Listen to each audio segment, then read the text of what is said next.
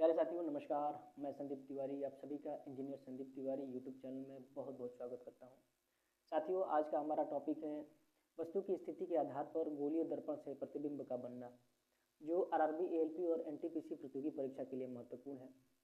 साथियों टॉपिक शुरू करने से पहले हम आपसे जानेंगे कि अवतल दर्पण द्वारा बना प्रतिबिंब का गुण क्या क्या होता है। तो अवतल दर्पण वस्तु के बराबर आकार का प्रतिबिंब बनाता है, छोटा बनाता है और बड़ा बनाता है।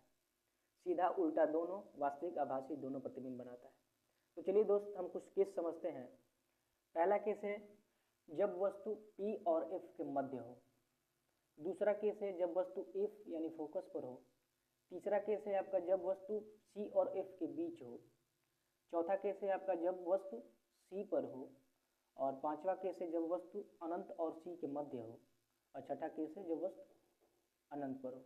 तो चलिए दोस्त पहला केस देखते हैं कि जब वस्तु P और F के मध्य हो।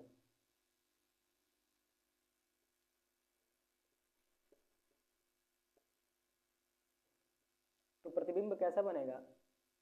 प्रतिबिंब आभासी बनेगा।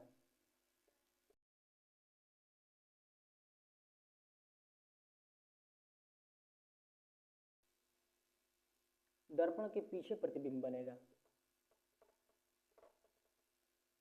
और बड़ा साइज का यानी बड़ा आकार का। अगला केस है जब वस्तु F पर हो।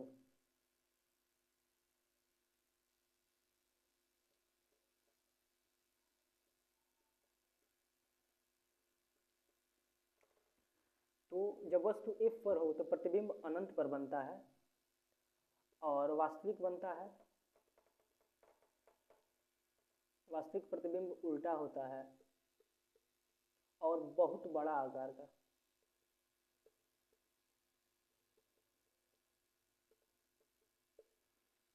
अगला केस है हमारा जब वस्तु F और C के मध्य हो।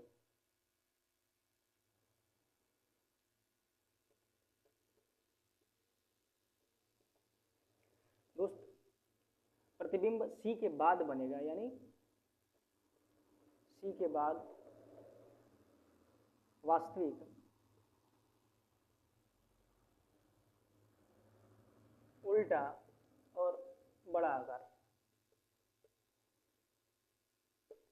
अगला केस है हमारा जब वस्तु C पर हो। साथियों जब वस्तु C पर हो तो प्रतिबिंब C पर बनता है, वास्तविक उल्टा और समान आकार का। अगला केस है हमारा जब वस्तु अनंत और C के मध्य हो।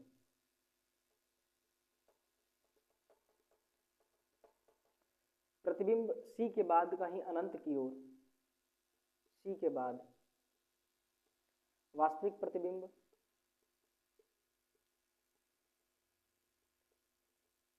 उल्टा, C के बाद वास्तविक प्रतिबिंब उल्टा और छोटा। इसके बाद जब वस्तु अनंत पर हो तो प्रतिबिंब फोकस पर बनता है, ठीक है। वास्तविक, क्योंकि वास्तविक प्रतिबिंब हमेशा उल्टा बनता है, उल्टा और सूक्ष्म आकार यानी बिंदु आकार। तो ये रहा साथियों आज का हमारा टॉपिक, वस्तु की स्थिति के आधार पर गोलीय दर्पण से प्रतिबिंब का बनना। यह टॉपिक आपको कैसा लगा एक लाइक और कमेंट के माध्यम से जरूर बताएं। आप सभी का बहुत बहुत धन्यवाद। जय हिंद।